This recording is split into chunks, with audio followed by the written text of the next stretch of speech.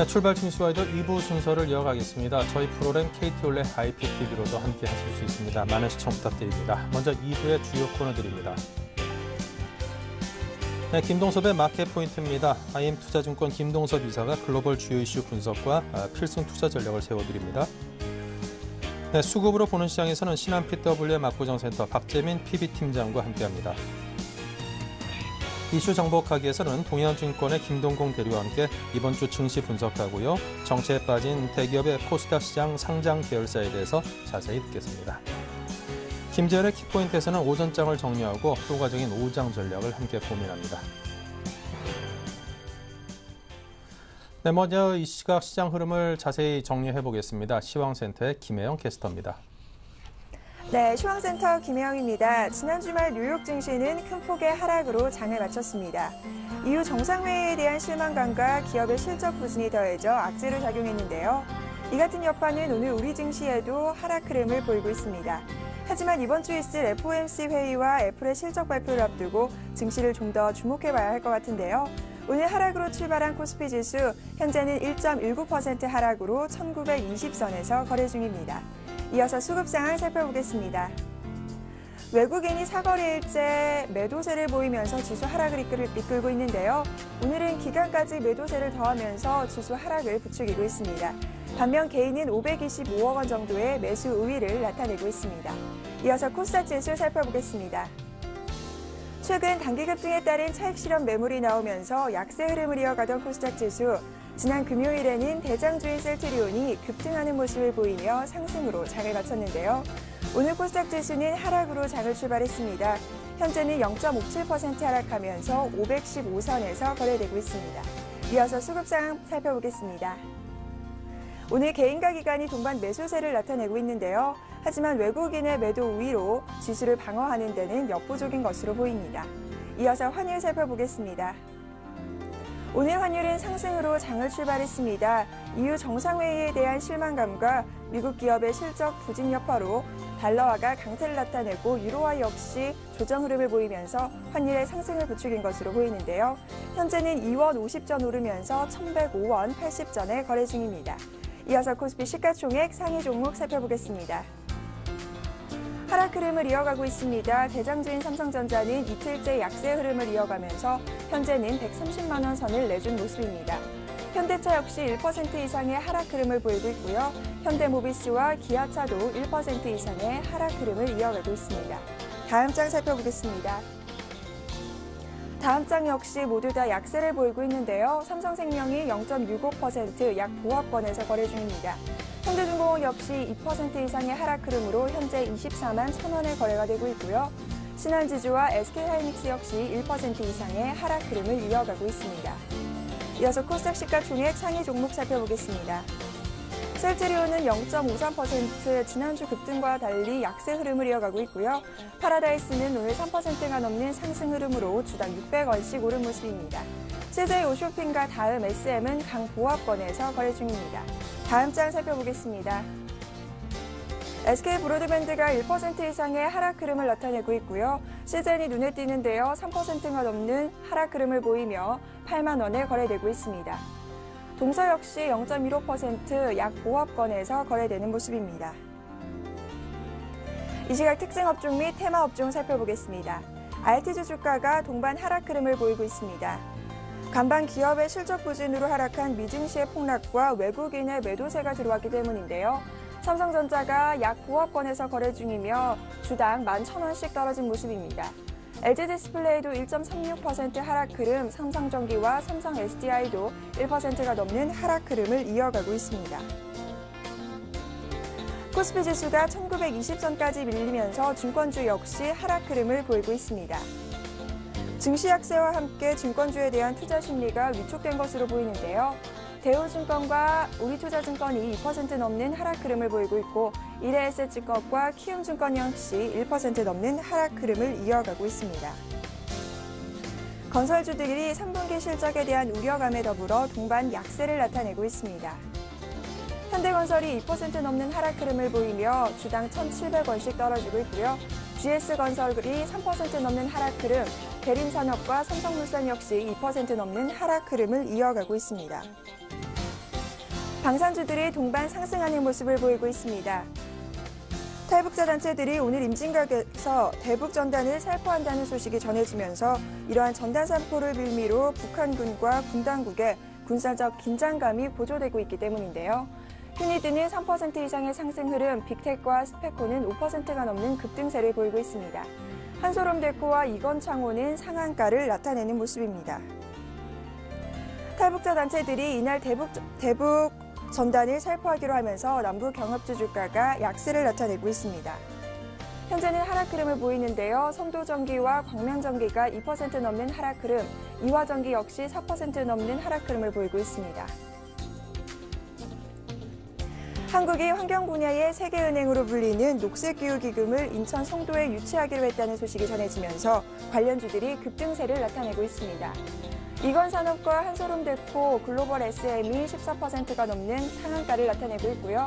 신성ENG 역시 6% 넘는 급등세를 이어가는 모습입니다. 일명 싸이 테마주로 불리던 DI가 닷새 만에 반등에 성공한 모습입니다. 오늘은 5% 이상의 상승 흐름을 보이며 주당 400원씩 오른 모습입니다. 다음이 오버추어와의 결별이 경쟁력 확보를 위한 새로운 통로가 될 수 있다는 소식이 전해지면서 강세를 나타내고 있습니다. 현재 0.32% 상승하면서 94,800원에 거래 중입니다. 지금까지 시황센터 김혜영이었습니다. 네, 계속해서 김동섭의 마켓 포인트를 이어가겠습니다. 안녕하십니까? 네, 안녕하십니까? 네, 자, 유럽 정상회의가 눈에 띄는 성과가 없이 좀 맥없이 막을 내리고 말았습니다. 연말까지 유럽 내 부실 은행을 구제하기 위한 법정 장치를 마련하는 데는 합의를 했는데 뚜렷한 시행 시기를 내놓지 않았다고 하는데요. 그와 관련된 주요 내용과 시장에 미칠 영향을 분석 바랍니다. 유로존 정상회담은 사실 미국에서도 많이 기다렸었나 봅니다. 아무 결과 없다니까 그냥 폭락을 해버렸죠. 물론 뭐 지표 영향도 좀 있었던 것 같은데요. 유로존에서 이제 기다렸던 건 이제 세 가지로 압축됩니다. 하나는 그리스의 긴축 연한 시한을 연장해 줄 것이냐에 대한 부분, 그 다음에 스페인이 구제 금융을 할 것이냐, 그 다음에는 은행 동맹 추진에 대한 부분이죠. 근데 시장에서 이슈로 나온 것 중에 하나는 이제 스페인 입장에서는 구제 금융 신청 압박이 없었다고 라우이 총리가 EU 정상회담 사이에 그런 일이 있었기 때문에 사실은 이것이 이제 시장에서는 실망감으로 다가오는 그런 상황이었고요. 그 다음에 이제 그 은행 동맹 추진에 있어서는 메르켈의 판정승이다라는 얘기가 있습니다. 메르켈이 르랑드한테 이제 이겼다라는 얘기인데 이제 시간표가 늦춰졌다는 거죠. 그러니까 정확하게 구체적인 상황이 제시되지 않음으로 인해서 시장은 은행 동맹을 통해서 유럽 중앙은행이 유로존 6,000개 은행의 어떤 단일화 감독기구로서의 어떤 법적 토대를 마련할 수 있는 그런 상황은 됐지만 구체적인 상황이 없기 때문에 이것도 시간이 굉장히 많이 끄는 거 아니냐라는 분위기로 해석이 됐고 그로 인해서 이제 시장에서 이제 실망 매물이 상당히 좀 많이 출현했던 것으로 좀 예상이 되고 있고요. ESM이 이르면 내년 1분기부터 이제 부실 은행 자본 확충에 나설 수 있을 것이다라는 것이 그나마 희망이다라고 보여주면 될 것 같습니다. 현재로서는 사실 EU 정상회담에서 얻은 것이 없기 때문에 향후 스페인의 문제가 상당히 중요할 것 같은데요. 스페인이 요번에 지방선거가 있었습니다. 거기서 갈라시아에서 승리를 함으로 인해서 여기는 이제 여당 텃밭이었는데 여기서 그 전체 75석 가운데 41석을 차지하게 됨으로 인해서 이제 긴축 정책과 세금 인상에 대한 어떤 핵심 선거고 승리 거듭 뭐 이런 거로 인해서 일단은 그 라우이 총리의 어떤 경제 개혁안에 대해서 지지가 좀 생겼다라고 판단하고 있기 때문에 오늘 밤에는 내일 밤 정도의 구제금융 신청 가능성에 대해서 엿보이고 있다라고 판단이 되고 있고요. 이 부분 때문에 그런지 유로화가 저점에서 플러스권이 나는 모습이 아닌가 이렇게 보여주고 있습니다. 네, 자 그리고 우리나라가 국제기구인 녹색기후기금 이제 GCF라고 하죠. 사무국 유치에 성공을 했습니다. 자 이처럼 큰 규모의 국제기구를 우리나라에 유치한 것이 이제 최초라서 상당히 기대가 되는데요. 우리 경제에 어떤 영향을 미칠지도 상당히 기대가 되고요. 이 GCF에 대해서 간략한 설명을 주시면은 저희 투자자분들께 시청자분께 큰 도움이 될 듯합니다. 예, 그 GCF가 녹색기후기금이라 그래서요. IMF나 세계은행, 그 다음에 아시아 개발은행, 이런 만큼의 그 수준 규모가 굉장히 큽니다. 근데 이 녹색 기후 기금이라는 게 도대체 뭘까 궁금하신데요. 예, 산업이 발전하게 되면은 탄소라든가 이산화탄소 이런 것들을 배출하게 되고 그걸 이제 거래할 수 있는 상황이 발생합니다. 그런 것이 이제 우리나라는 이제 목표제로 지금 다가오고 있는데 탄소 배출권 거래가 이루어질 수 있는 중요한 사무처가 우리나라에 생기는 거라고 생각하시면 되겠고요. 향후 주식시장의 방향성도 아마 그쪽으로 10년 뒤에는 갈 확률이 높기 때문에 현재 3,800억 정도의 연간 어떤 경제적 효과가 있을 거다라고 하는데 제가 볼 때는 그거를 한 10배 정도 뛰어넘을 확률이 높다고 보여지고 있고요. 특히 우리나라 같은 경우에도 지금 이 녹색 기후기금에 관련해서 어떤 탄소 배출권 거래 시장이 이제 만들어지려고 하고 있거든요. 2015년에 만들어지고 있고 2020년도에는 이제 본격적으로 거래가 좀 많이 됩니다. 원래 2012년도에 진행이 될 수 있었는데 금융위기가 오면서 시장이 조금 약간 문제가 좀 발생했죠. 그래서 시간이 딜레이가 됐다라고 보시면 되겠고 지금은 어떤 사무처가 오는 거지만 좀 더 지나게 된다면 우리나라 시장에 상당히 영향력이 굉장히 클 상황일 거라고 보시면 되겠고요. 국제구 이슈로 인해서 또 얻을 수 있는 건 이제 안보 효과가 좀 높일 수 있습니다. 우리나라는 지금 남북 대치 상태이기 때문에 녹색 기후 기금 사무국이 유치함에 따라서 안전 보장에 대해서 약간 그 효과가 좀 높아졌다라고 판단할 수 있다고 볼 수 있습니다. 네, 자 이런저런 국제 기구들 굵직굵직한 것들이 우리나라에 이제 자리 잡고 있으면 안보적인 면에서도 상당히 안정감을 줄 수 있을 것 같고요. 앞으로 유치가 되고 나면 3일에 한 번꼴로 국제 회의가 열리게 된다고 하니까 그 효과가 상당히 클 것으로 예상이 됩니다. 기대가 큽니다. 자, 우리 증시가 간밤에 뉴욕 증시 폭락과 또 대북 긴장감 등 대내외 악재로 인해서 좀 큰 폭으로 하락 조정을 받고 있습니다. 단기적인 조정 장일지 아니면 지금을 매수 기회로 활용을 해봐야 될런지 헷갈리는데요. 저는 이게 지금 하락이 이해가 할 수가 없거든요. 지난주 금요일 날 하락은 더욱 이해할 수 없고 오늘은 미국의 어떤 실적이라든가 아니면은 스페인 문제나 유로 정상회담 문제가 확실하게 드러나지 않아서 빠진다라고 하겠지만 좀 이해할 수 없는 게 수급이 전혀 맞지 않습니다. 이럴 때는 항상 보면 채바닥일 때 나타나는 현상이라고 봐야 될 거라고 보고 있고요. 수급이 어떤 부분에 맞지 않느냐면 첫째는 외국인들이 들어온 매수 가격대가 전혀 맞지가 않습니다. 1950 전후가 그들이 평단가인데 15조 들어와 놓고 한 6천억 정도 가지고 시장을 흔든다. 이건 말이 안 되는 것 같고요.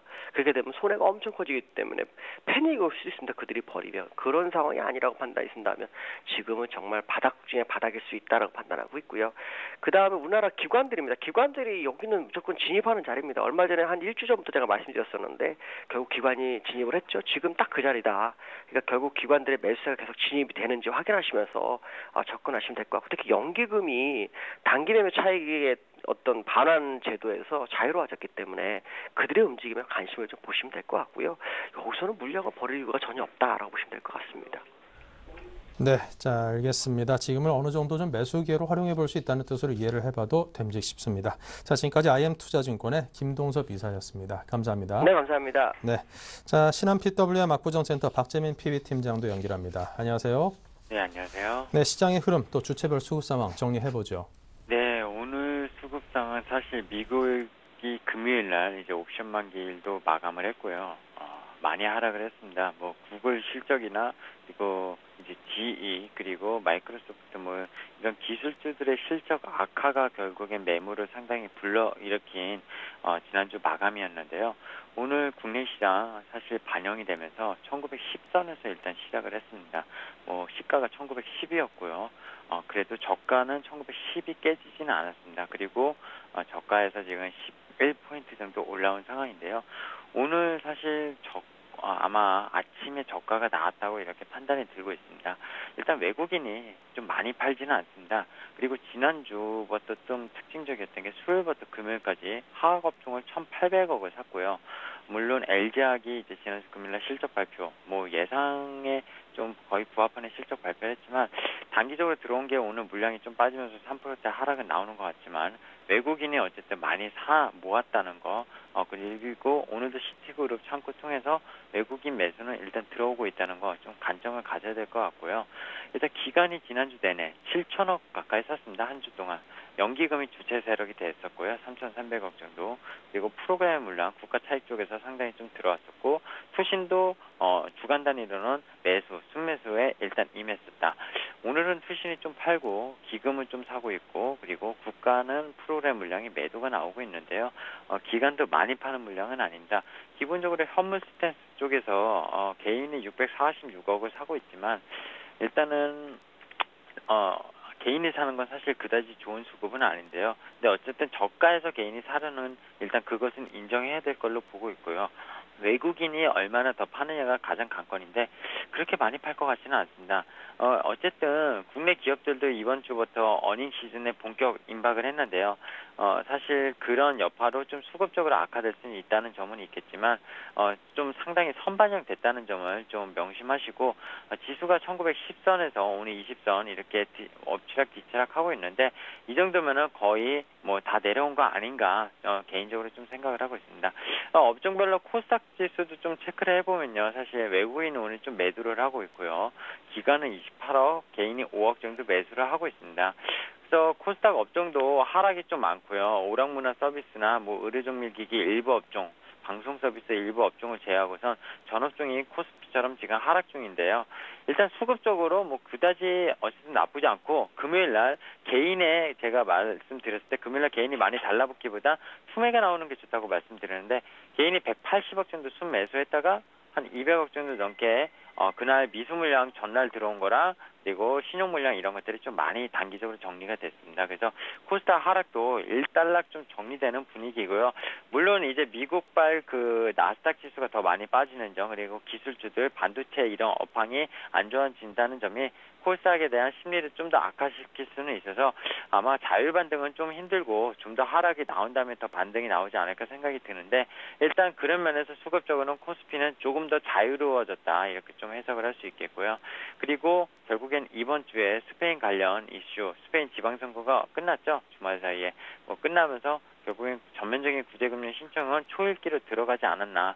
그러면서 외국인 수급은 좀 좋아질 수 있겠다 이렇게 좀 생각을 하고 있습니다. 네, 자 오늘 투자 주체별 속내는 과연 어떤 것들일까요? 네, 외국인은 앞서 말씀드렸는데요. 뭐 하락 불만큼 다 본 거 아니겠냐. 사실 금요일도 뭐 선물 시장에서 거의 6천억, 5천억 가까이 외국인이 매도를 때리면서 시장에 대한 불안감을 조성해왔고 결국엔 Q3의 갭을 다 메워놓은 거를 자율반등 하수목 줬다가 금요일날 하루 만에 거의 빼버린 그 날이었고요. 오늘 결국에는 또 다시 QE3 시작 전까지 다시 또 내려온 상황. 어떻게 보면 그 갭보다 더 내려간 상황인데요. 사실 이 정도 심리를 주면은 이번에는 양쪽 하나가 1차, 2차 때랑은 좀 다르구나 이렇게 좀 생각이 들면서 사실 투자 심리를 악화시키는 요인이 있습니다. 다만 외국인의 선물 스탠스나 그리고 현물 스탠스로 봤었을 때는 저는 하락이 거의 90% 이상이 나오지 않았나 이렇게 생각을 하고 있습니다. 그리고 개인은 많이 하락했다. 매수 관점으로 좀 시작해볼까 하는데 좀 웃긴 게 오늘 개인이 많이 사는 게요. LG화학 뭐 이런 금호석유 그리고 호남석유 3%대 이상 빠지는 업종들 많이 빠지는 업종들을 사고 있는데요. 그 지난주에 외국인이 많이 샀던 업종이 화학 업종이고요. 오늘 그 단기 차익물을 내뱉고 있는데 오늘부터 제일 많이 사는 게 또 개인입니다. 사실 그런 점이 약간 좀 핏대가 어긋나는 게 아닌가. 뭐 좀 기다리면은 수익은 낼 거라고 저도 보고 있지만 좀 그런 게 아쉽습니다. 개인의 입장에서는. 그리고 기관 같은 경우에는요.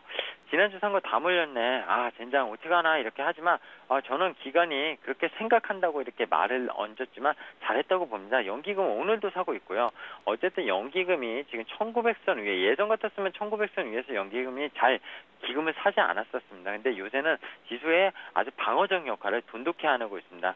앞서 다른 전문가님이 말씀도 하셨지만 연기금의 어떤 단기 차익 그런 반환 그런 의미가 사실 사라진 입장에서는 연기금의 물량은 상당히 중장기적으로 들어오는 게 많고요. 지금 연기금이 사는 업종들, 종목들 상당히 좀 길게 눈여겨보시는 시점이 아닌가 생각이 들고 있습니다. 네, 자 그렇다면 오늘 좀 어려운 장인데 개인들은 어떤 전략으로 임해야 될는지요? 네, 사실 제가 오늘 방송 전에 이걸 다 준비를 하고 말씀을 어쨌든 대본을 보내고 저도 이렇게 방송 10시 좀 시간이 항상 개장된 데에 제가 1시간 뒤에 이제 방송하지 않습니까? 근데 오늘 장은 일단 시초가에 뭐 예를 들어서 옵션을 잡으신 분은 금요일날 풋옵션을 잡은 분들은 전부 다 털고 콜로 갈아타라 뭐 이런 말씀을 속된 말로 진짜 해드리고 싶었습니다. 왜냐하면 낙폭이 워낙 컸었기 때문이고요. 예상을 했었습니다. 왜냐하면 금요일날 야간 선물 시장이 4포인트 넘게 빠졌습니다. 주간에서 2.75포인트 빠졌고요. 야간에서 4.25포인트. 금요일 하루 만에 7포인트가 빠진 꼴이었습니다. 물론 그 반영이 오늘 주간장에 된 거지만 사실 지금 선물지수가 아침에 4.6포인트 야간장보다 더 빠지면서 어떻게 보면 우리가 속된 말로 힙소라고 하거든요. 페이크죠.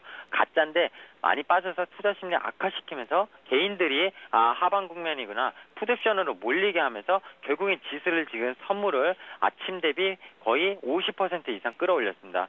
아침에 만약에 풋옵션 금요일날 오버하신 분들은 만약에 아침에 차익 실현 안 했으면은 정말 지금 반을 다 내뱉는 꼴이고요. 아침에 역으로 반대로 공포를 사신 분들, 콜옵션을 사신 분들은 뭐 지금 50%를 먹었습니다. 사실 지수상으로 오늘 20포인트 빠졌고요. 금요일날 15포인트 빠졌습니다. 제가 옵션을 빗대면서 말한 거는 아마 처음이 좀 아닌가 생각이 되는데요.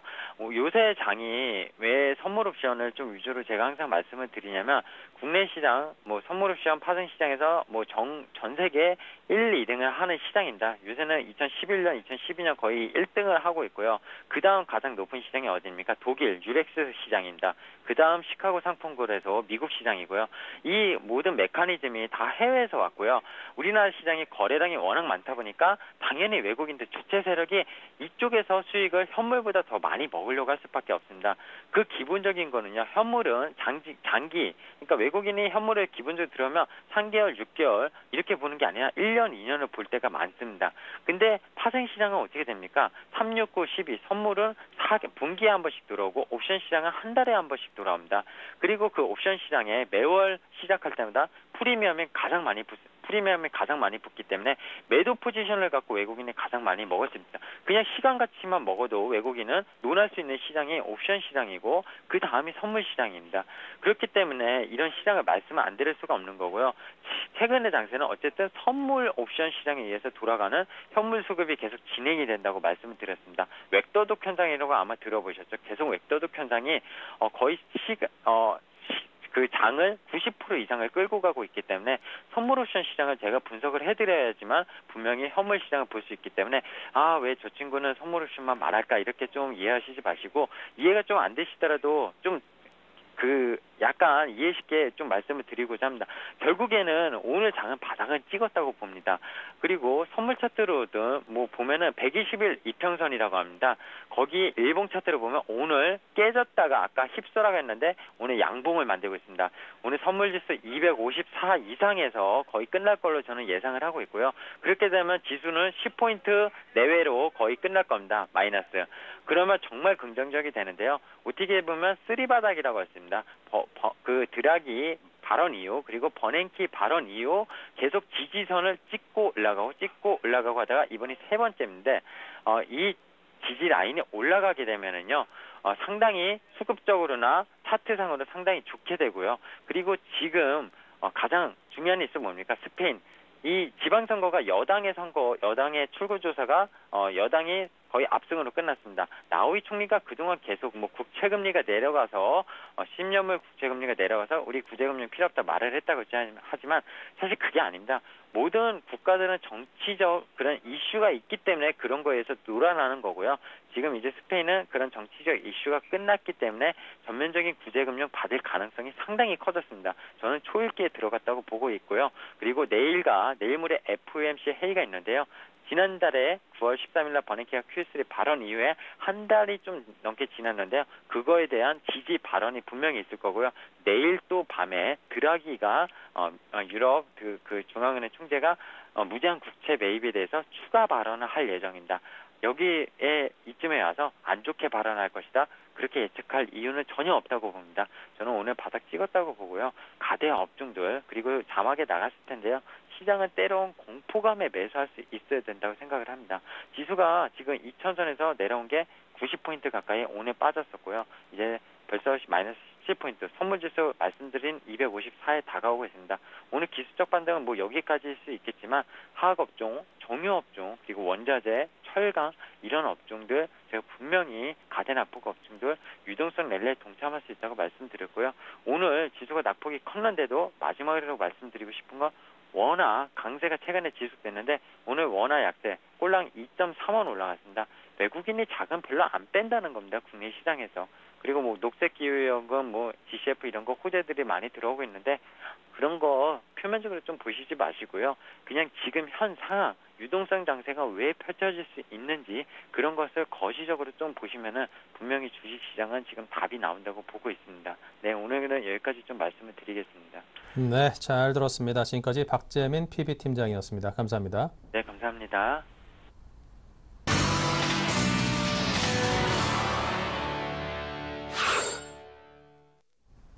네, 계속해서 전문가들의 12자 투자 전략 보겠습니다. 네, 5분이 제시하신 투자 전략은요. 지수 201선 지지 시에 대형주를 매수하자, 지수 하락 가능성에 대비하자, 조정 장세가 예상되므로 중소형주에 주목하자, 낙폭 과대 진단 업종의 저가 매수, 전략 후강을 예상하고 분할 매수가 유효하다고 했습니다. 5인 5색인 것 같습니다. 관심 업종으로는 낙폭 과대 IT 업종, 경기 방어주, 음식료 업종, 바이오 관련주, 그리고 IT 부품주입니다. 네, 동부증권 일산지점의 박성일 연구원 연결합니다. 안녕하세요. 예, 안녕하십니까. 네, 현재 시황부터 정리 부탁드립니다. 예, 오늘 코스닥 코스피 시장 모두 빠지고 있습니다. 코스닥 시장 같은 경우에는 송도 테마를 중심으로 해서 몇몇 종목이 움직이고 있지만 기존에 강세를 보였던 게임, 엔터 그리고 바이오 쪽에서 차익 매물이 나오면서 큰 폭의 상승은 일어나지 못하고 있는 상황이고요. 코스피 시장 같은 경우에는 이제 미국 시장이 금요일 날 급락을 했습니다. 미국 시장 같은 경우에는 구글과 그리고 마이크로소프트의 실적 우려 그리고 실적이 나오지 않았기 때문에 지금 급락을 하고 있는데 그렇기 때문에 IT를 중심으로 해서 낙폭이 조금 과대하지 않은가 싶고요. 200일선을 기준으로 봤을 때 이제 1910 정도에서는 분할로 매수를 해 들어갈 타이밍이다라고 말씀을 드리겠습니다. 네, 자 그렇다면 오늘 낙폭 과대 IT 업종에 관해서 말씀을 하셨거든요. 설명 주십시오. 네, 낙폭 과대 IT 업종은 잘 보셔야 되는 이유 중에 하나가 지금 3분기에는 실제로 IT 중에서 실적이 잘 나올 수 있을 때가 삼성전자를 비롯한 핸드셋 쪽밖에 없습니다. 그렇지만 4분기부터는 경기 부양책 그리고 유럽의 국채 매입 효과에 따라서 IT 쪽으로 유동성이 조금 들어올 수 있기 때문에 실적 개선이 충분히 가능하다고 판단이 되고 있고요.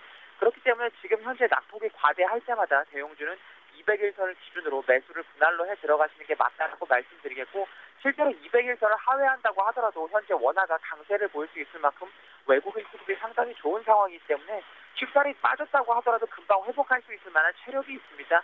실제로 외국인들 같은 경우에는 아시아 시장 중에서는 우리나라를 제외하면 크게 들어갈 수 있을 만한 메리트가 있는 시장을 발견하기가 현재는 어려운 상황이기 때문에 일단은 유동성의 힘을 믿고 200일선을 기준으로 과감하게 조금 매수를 해가는 전략을 말씀을 좀 드리겠습니다. 네, 자 오늘장 관심 가질 만한 종목은요? 예, 삼성 SDI를 말씀을 드리겠습니다. 실제로 실적이 3분기에 너무 안 좋은 종목들 같은 경우에는 매수를 하기가 좀 어려지실 텐데요. 3분기 실적이 부합한 삼성 SDI 한번 보시면 좋을 것 같고 SDI 같은 경우에는 스마트폰과 태블릿 PC 수요량 증가에 따라서 2차 전지의 성장성이 상당히 기대가 되고 있습니다. 기존에 이제 납품을 하고 있던 LG화학 같은 경우에도 화학 쪽에서는 손실이 많이 났지만 2차 전지 사업부에서는 적정한 수익을 지금 보여주고 있기 때문에 삼성 SDI 지금이 매수 기회다라고 말씀을 드릴 수 있을 것 같고요. 하반 경직성이 워낙 확실한 종목입니다. 손절 라인 14만 원까지 근 3개월 동안 내려가지 않았기 때문에 14만 원 손절 라인으로 제시를 해드리겠고요. 매수가는 현재가부터 14만 5천 원 정도까지 매수해 가시면 좋을 것 같고 목표 주가는 17만 원 제시를 해드리겠습니다. 네, 자 지금까지 박성일 연구원과 함께했습니다. 감사합니다. 예, 감사합니다. 네, 다음은 이슈 정복하기 박미라 아나운서입니다.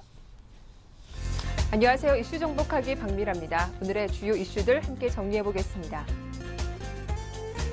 지난 주말 미 뉴욕 증시 급락과 함께 이번 주는 본격적인 어닝 시즌 진입으로 단기적인 불확실성과 증시 변동성 확대가 예상됩니다. 이번 주 시장에 영향을 미치는 체크 포인트는 어떤 것이 있는지 정리해봅니다.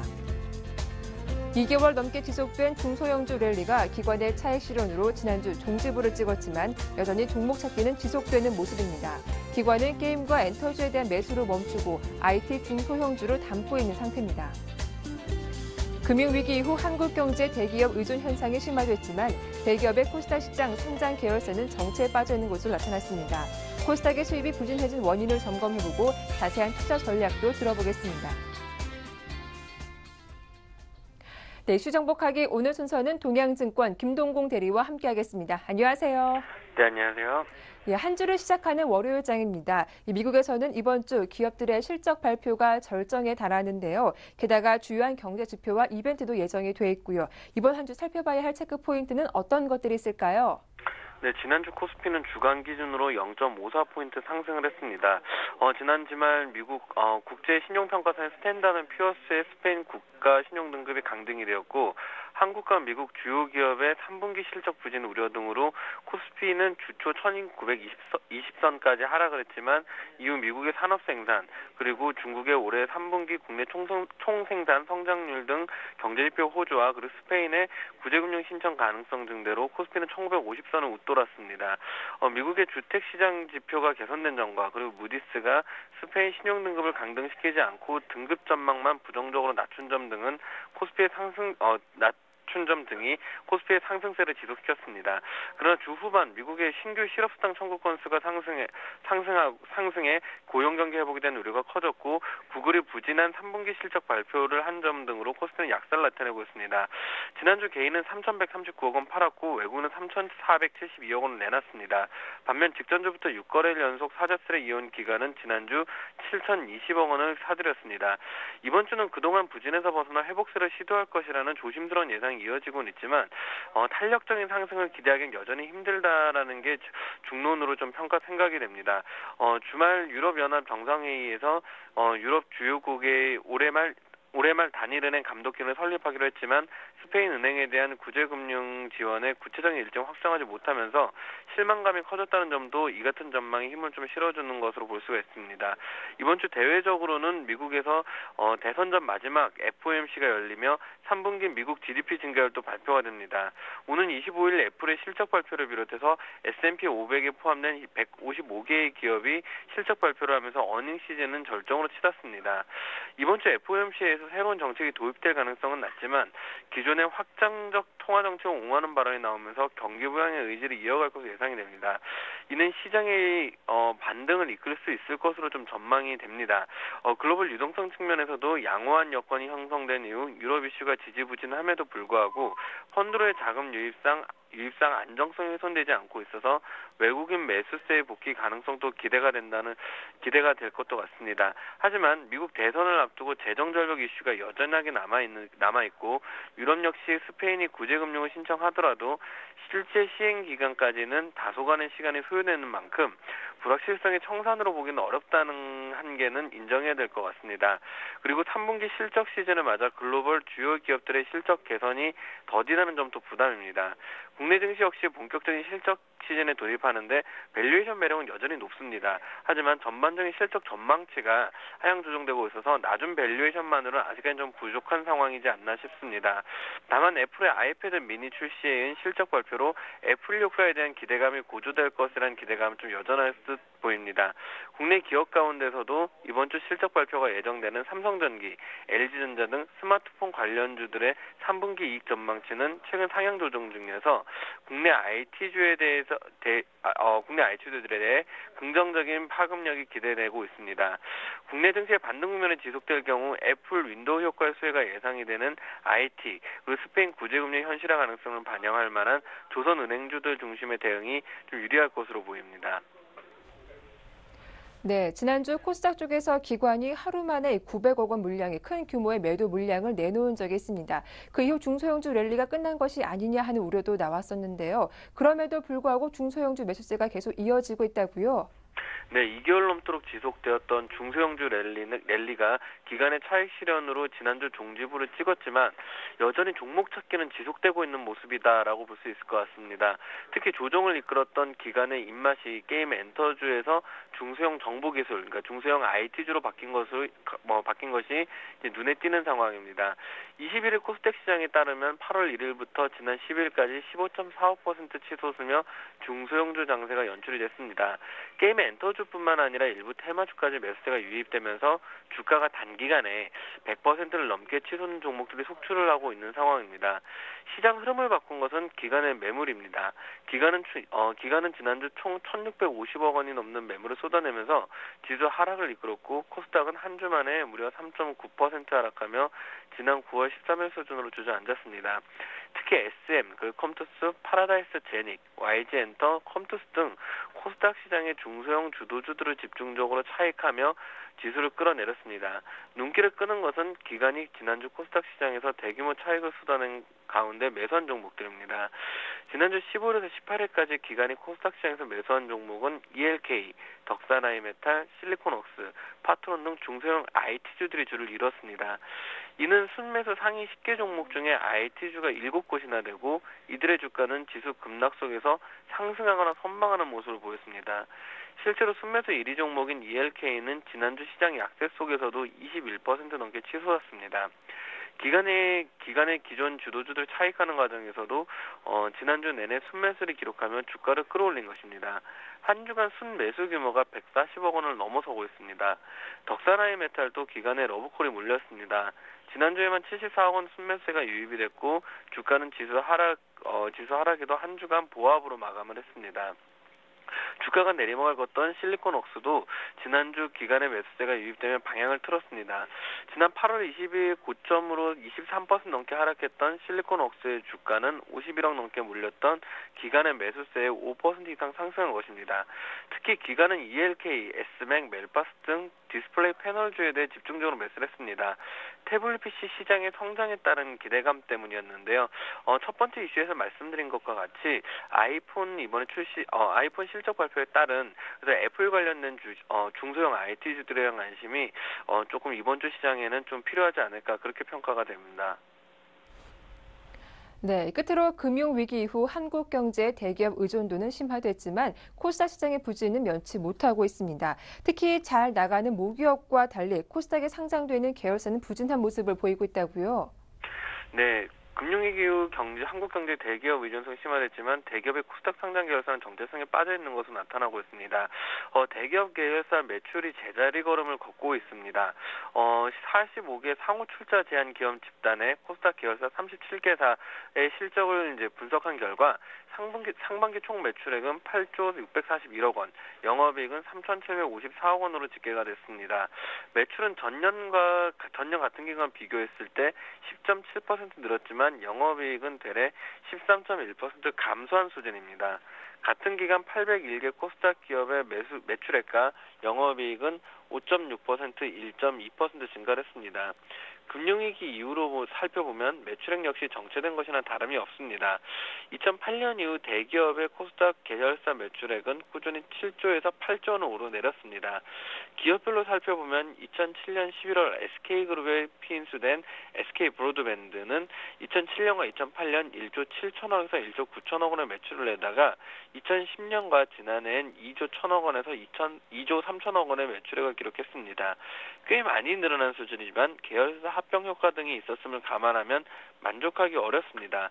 순이익 부문은 2008년부터 2011년까지 계속 적자를 기록하고 있습니다. 코스닥 시가총액 상위권은 오랜 기간 유지하고 있는 CJ 홈쇼핑과 GS 홈쇼핑은 홈쇼핑 시장 초기만 해도 고성장하다가 최근엔 제자리 걸음을 하고 있습니다. 꾸준히 이익을 내던 SKC 솔믹스 그리고 SK컴즈 등은 적자 전환을 했고 효성과의 갤럭시아컴즈는 계속 적자를 기록 중입니다. 지난해 실적과 비교하면 37개사 중 영업이익이 증가한 곳은 8곳에 불과합니다. 다만 IT 업체들에 대해서는 어닝 서프라이즈가 기대된다는 보고서가 나오고 있습니다. 최근 이 같은 분석 속에서 대기업 계열 코스닥 기업들의 중소형주 강세는 주도되고 있는 모습입니다. 성장이 기대되는 것은 모회사가 직접 하지만 안정주의향적인 것도 일단 약간의 문제가 있는 것으로 보입니다. 대기업 계열 코스닥 기업의 수익이 부진한 것은 모기업 영향이 크다고 분석이 됩니다. 소위 가능성이 있는 사업을 모기업이 직접 챙기다 보니까 비슷한 사업을 진행하는 자회사가 제자를 찾지 못하고 있다는 평가입니다. SK그룹의 인터넷 사업은 SK컴즈가 담당하고 있지만 SK플래닛이 모바일 메신저 틱톡 그리고 인터넷 쇼핑몰 11번가 그리고 티스토 등을 운영하는 것이 대표적인 사례입니다. 기업 측에서는 반론을 제시하겠지만 상대적으로 느슨하게 경영되는 일이 많다고 좀 평가가 됩니다. 대기업 계열의 교육업체가 성장하면서 낙관적인 미래를 전망을 제시해 기대가 많았지만 주가는 이내 잠잠을 했습니다. 기존에 하던 사업을 안정적으로 유지만 하고 있었기 때문입니다. 상황이 이렇다 보니까 모회사와 합병이 거론되거나 매각 또는 상장 폐지가 진행되는 곳도 있습니다. SK브로드밴드와 SK컴즈, 멜론 등 SK텔레콤, 등은 SK텔레콤과 SK플래닛과의 합병설이 끊이지 않고 있고 KT뮤직이나 KT 서브마린은 매각설의 단골 손님입니다. T브로드 도봉 강북 그리고 한빛방송은 자진 상장 폐지가 진행 중입니다. 한편 37개 상장사의 현재 주가를 연초와 비교하면 비슷한 수준으로 파악이 됩니다. 37개 종목 중 주가가 오른 것은 17개사로 호랑생명과학이나 YD온라인, 대성창투 등의 주가가 많이 상승했습니다. 반면 OCI 머티리얼즈, 동부라이텍, 동부로봇, 동양시멘트 등은 큰 폭으로 내렸습니다. 일부 소형 코스닥주들에 대해서 대기업이 M&A를 했을 경우 무조건적인 좋다는 생각을 하고는 있지만 꼭 그렇지만은 않다는 사실을 염두에 두시고 이 같은 종목들에서 그런 매매 포인트를 잡아 나가 보시는 게 좋을 걸로 보입니다. 네, 동양증권 김동공 대리의 도움 말씀 잘 들었습니다. 고맙습니다. 네, 감사합니다. 지금까지 이슈 정복하기였습니다.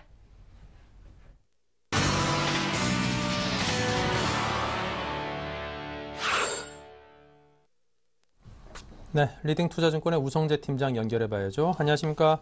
네, 안녕하세요. 네, 중국 쪽은 어떻습니까? 우리나라처럼 별로 안 좋은가요?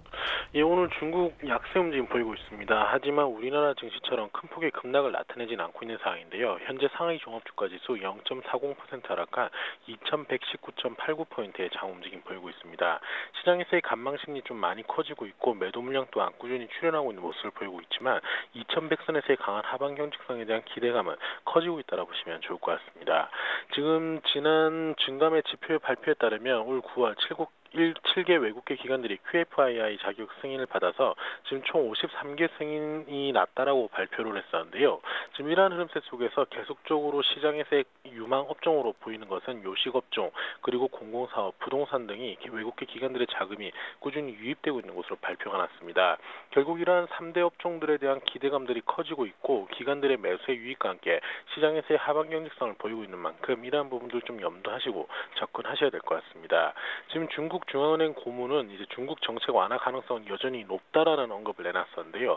현재 인플레이션이 안정적인 수준인 만큼 적극적인 경기 부양을 실시할 수 있는 여지는 높아지고 있다는 언급을 내놨었습니다. 은행의 대출 지급과 기업들의 대출 수요가 높아서 당분간 통화 완화 정책을 실시하지 않을 것이라는 전망을 내놨었는데요.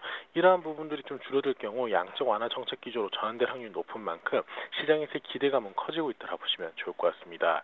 결국 중국의 지도층 교체 시기 이전에 정책상의 큰 변화는 없을 것으로 보이고 있지만 지도층의 교체 이후 새로운 경기 부양책이 나올 것이란 기대감이 확대되고 있는 만큼 이러한 부분 좀 염두하시고 접근하셔야 될 것 같은데요.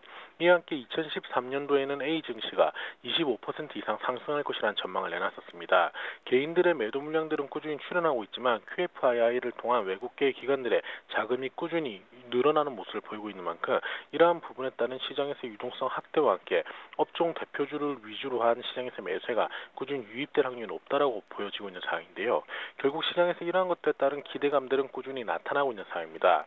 결국 상하이 종합주가지수 시장에서 특별한 지금 호재와 악재가 나오지 않고 있는 가운데 관망심리는 좀 많이 커질 것으로 보이고 있는데요. 외국계 자금에 따른 시장에서의 하방 경직성을 보이고 있는 만큼 2100선에서의 강한 지지는 이어져 나간다고 보시면서 시장 접근하셔야겠습니다.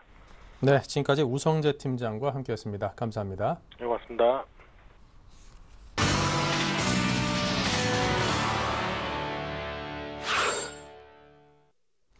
네, 오전장을 슬슬 정리하고 앞으로 다가올 오후장에 대비를 해보겠습니다. 김재현의 키포인트입니다. 안녕하십니까? 예, 안녕하십니까? 네, 먼저 오늘장 흐름이 어떤지 한마디로 표현을 어떻게 해주실런지요? 예, 삼성전자가 지사하는 점으로서 우리 시장을 대변할 수 있을 것 같습니다.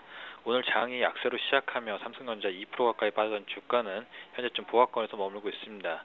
대한민국 대표 주식인 삼성전자의 움직임에서 우리 증시의 현주소를 좀 파악할 수가 있습니다. 현재 대형주 중에 실적이 나오는 몇 안 된 주식 중 하나가 삼성전자입니다.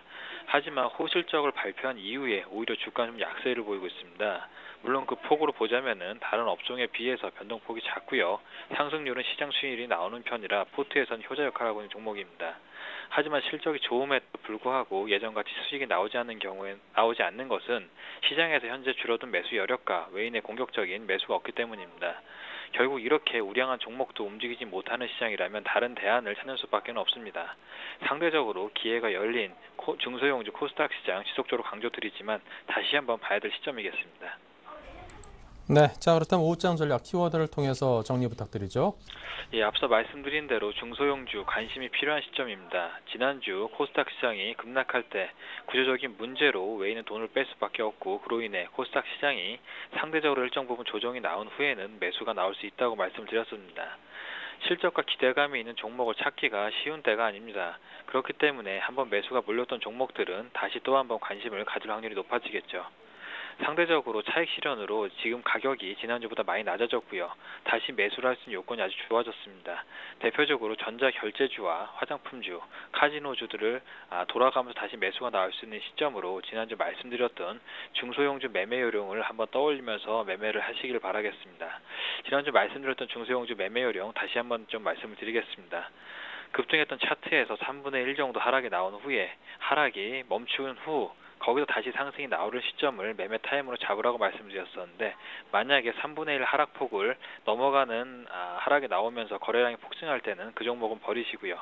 상대적으로 지금 전자결제주와 화장품, 카지노주들 많은 종목군들이 같은 차트에 놓여 있습니다. 여기서 추가로 치고 갈 수 있는 것들을 잘 살펴보시면서 제가 말씀드린 매매 요령에 부합한 종목들을 좀 매수를 하시길 바라겠습니다. 두 번째로 환율이 지속적으로 좀 하락을 하고 있습니다. 그렇기 때문에 지금 수혜보는 업종들은 시장 대비 좀 우월한 수익을 보여주고 있고요. 일단 전 증권사에서 환율 하락에 따른 밴드 하단을 더 낮춘 만큼 효과가 또 향후 지속될 수 있을 거라고 예상드려가지고 다시 한번 좀 말씀을 드립니다. 일단 환율 최선호 수혜주로는 항공주를 들 수가 있습니다. 상반기에는 유가 상승으로 굉장히 고전을 했었죠. 대한항공 같은 경우는 환율이 10원 떨어지면 장부상으로 735억 원 평가이익이 생기고요. 아시아나항공 같은 경우에는 87억 원의 효과를 볼 수 있습니다.